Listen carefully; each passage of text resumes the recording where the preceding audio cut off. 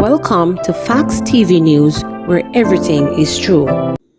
Taxi operator killed in Hanover identified. The victim in the fatal shooting incident in Green Island, Hanover on Friday afternoon has been identified. He is Adrian Anglin, otherwise called Fuzzy. Anglin, who is more than 30 years old, was a taxi operator of a Salt Spring District address.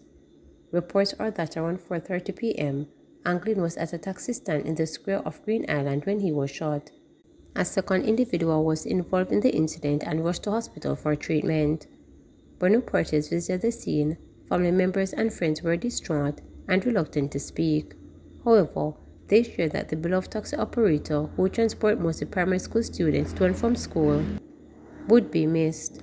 When they, the children, wake up in the morning and hear that Fuzzy passed away, all the kids will be crying because that's their driver, a brother of Fuzzy told the news team. Anglin, who leaves behind 2 children, has been described as a vibes individual who takes his job seriously. The killing of Anglin comes days after the parish was placed under a state of public emergency. Between January and October 28, the parish recorded 56.4% increase in murders when compared to the previous year. Some 61 people were killed this year in comparison to 39 the previous year. Former Sky Mask gang member charged with murder of 2 boys, man. A former member of the dreaded Sky Gang was charged with triple murder of 2 boys who attended Chetwood Memorial Primary and a man from Flower Hill, St. James. Travis Tomlin, who was arrested on November 9 by the St. James police, was positively identified as the shooter in the ID parade earlier. He was later officially charged with 3 counts of murder, possession of a prohibited weapon, and using a firearm to commit a felony. Tomlin, who has a Flower Hill address, also frequents the Barrington area in St. James, where he was held during a sting operation. Police announced traffic changes ahead of JLP annual conference on Sunday.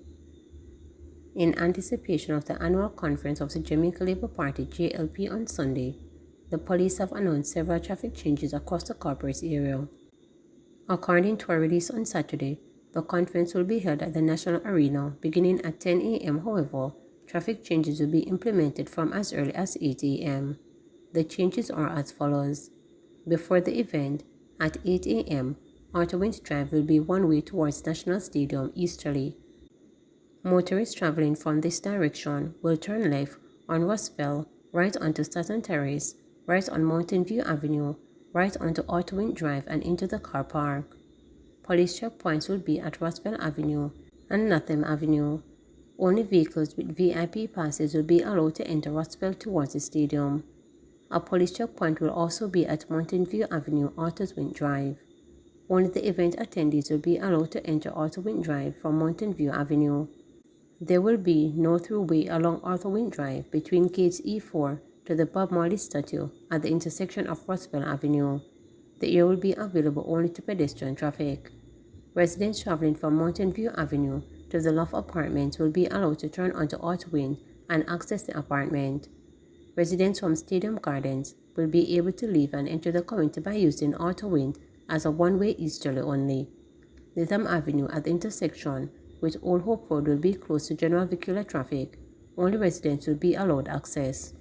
Latham Avenue will be closed to vehicular traffic at the junction with Roosevelt Avenue. Only residents will be allowed. No parking will be allowed on the following roads: Outerwind Drive, Roosevelt Avenue, Sutton Terrace, Mountain View Avenue. Vehicles found in contravention will be towed. Motorists will be asked to position their vehicles facing directions where the traffic will flow after the event to assist with traffic flow after the event. At the end of the event, from Gate E towards Tom Redcam Avenue, Outerwind Drive will be one-way westerly. Roosevelt Avenue will operate as normal. From Gate E5 towards Mountain View Avenue, Outerwind Drive will be one-way easterly. Motorists traveling on North and Central Avenue towards Outerwind Drive will only be allowed to turn right onto Outerwind Drive. Emergency vehicles will be allowed to use these roads to access the Bustamante Hospital for Children. Latham Avenue will be only one-way northwesterly towards Old Hope Road. For about 45 minutes after the event, residents of Stadium Gardens will be able to exit the community by turning left onto Outerwind Drive but will not be able to enter the community. All attendees, both motorists and pedestrians, are asked to obey all directions given by the police and other security personnel. St. James Police following strong leads in man killed hours after second SOE announced. The police in St. James are said to be following strong leads in the death of 24-year-old vendor Akeem Robinson, who was shot and killed on Thursday afternoon on Fustic Road in Montego Bay. Robinson, who hailed from Burn Savannah in St. Elizabeth, was shot and killed by an unknown assailant. Reports from the Montego Bay police are that about 2:45 p.m., Robinson was sitting on the roadway when he was pounced upon by a man who pointed a gun at him. A struggle ensued between both men, during which Robinson was shot in the head. The gunman then made good his escape on a motorcycle. The police were quickly summoned and Robinson taken to hospital where he subsequently succumbed to his injuries. His death comes just hours after a second state of public emergency SOE was announced in the parish of St. James to deal with the crime situation in the parish. St. James remained the parish with the most murders recorded since the start of the year. Opposition spokesman and national security questioned the timing of SOEs declared in 4 parishes. Opposition spokesman on national security Peter Bunting is questioning the timing of the states of emergency declared in 4 parishes. The SOEs covered Hanover, St. James, Clarendon and St. Catherine, and will last for an initial 14 days starting on November 23rd. Reacting to the announcement, the opposition spokesman said this marks the second consecutive year of SOE declared just before the government JLP annual party conference. The developing pattern of declarations of states of emergency ahead of the JLP's annual party conference is raising questions about the government's priorities and its motives.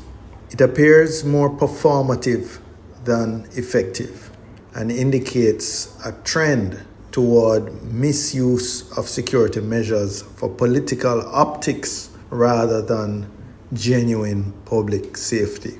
Despite the serial and routine use of SOEs over the last 8 years of the Andrew Holness-led administration, we're observing a distressing reality. On average, the annual number of murders has increased by 25%, or cumulatively over 2,000 more Jamaicans murdered when compared with the prior Portia Simpson Miller administration. This demands a serious reevaluation of the government's crime-fighting strategies. Government spending $500 million to upgrade police facilities in 2024-2025. The government says it will be investing approximately $500 million for the upgrading of police facilities in fiscal year 2024-2025. This was disclosed by Minister of State in the Ministry of National Security, Juliet Cuthbert-Finn, who indicated that the ministry will undertake major infrastructure renovation and repair projects during the period. In a release on Thursday, the ministry said it will continue to partner with other organizations to improve police structures island-wide. Recognizing the critical state of the police facilities, the minister has been forged partnership with several organizations including the National Housing Trust and the Jamaica Social Investment Fund, she outlined. Having completed the construction and renovation of 5 police facilities and 5 ongoing projects, the role of the NHD in our collective effort to fast-track the transformation of the Jamaica Constabulary Force JCF clearly demonstrates our commitment to enhancing the infrastructure that is necessary for effective law enforcement, she stated. She was addressing the Police Civilian Oversight Authority, PCOA, Transforming Our Police Service DOPS Areas, top award ceremony of the Montego Bay Conventional Center in St. James on Wednesday. As part of the ceremony, outstanding police stations across Area 1, comprising of the parishes of Trelawney, St. James, Hanover, and Westmoreland, were awarded. Cuthbert-Flynn outlined that the ceremony marked not only a celebration of excellence, but also served as a testament to the dedication and commitment of law enforcement officers to foster a safer and more secure Jamaica. While she underscored the need to highlight more positive developments regarding police officers, she pointed out that there has been a noticeable change in the JCF. I have to say that I have seen a difference in the police force. We speak about showing more of what is good about the police, and I've been seeing more of the good things, and I think I need it to be more than that, the minister stated. The tireless efforts, the unwavering dedication and selfless commitment exhibited by all of you have been nothing short of extraordinary, Cuthbert-Finn told reporters. Among the awardees were the Bluefields Police Station in Westmoreland, which copped the Top Police Station in Era 1 award, while the Freeport Police Station in St. James walked away with the Top Prisoners in Custody PIC award. During the ceremony, winners of the first ever Tops Poster competition were announced. The competition features entities from high school students in the division. Please remember to subscribe, like, share, and click the notification bell.